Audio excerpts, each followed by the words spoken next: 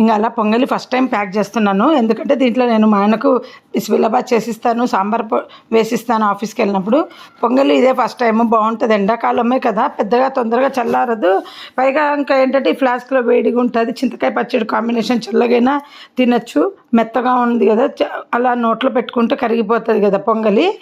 ఏంటంటే చాలామందికి పొంగలి నచ్చదు. బాగా నెయ్యి వేసి జీడిపప్పు వేసి చేస్తే పొంగలి రుచి దేనికి రాదు. మొన్న ఎవరో అడుగుతున్నారండి, ఇది పచ్చడి ప్యాకింగ్ చేసినప్పుడు ఈ బాక్స్ని గ్రీన్ది పికిల్ సెట్ అడుగుతున్నారు, చూపిస్తున్నాను. ఏంటంటే ఇది టపర్వేర్దండి, సెట్ ఆఫ్ 4 ఇట్లా జాయింట్ ఉంటాయి. 2 జాయింట్ 2 ఒకటి జాయింట్, అన్ని పార్ట్స్ సపరేట్ చేయొచ్చు. ఇంకా ఇది కాండిమెంట్ పికిల్ సెట్ అంటారు. ఎవరైనా టపర్వేర్ బిజినెస్ చేసే వాళ్ళని అడిగి తీసుకోండి, బాగుంటుంది. దీన్ని మనం 4 కప్పులది ఉంటుంది, అట్లా కూడా షేప్ మార్చి పెట్టుకోవచ్చు. అది చూపించడం మర్చిపోయినా. ఇంకా టపర్వేర్లోనే ఇలాగా చింతకాయ పచ్చడి పెట్టా, గట్టిగా ఉందనుకోండి నీళ్ళు కలుపుకొని తినేస్తే సెట్ అయిపోతుంది.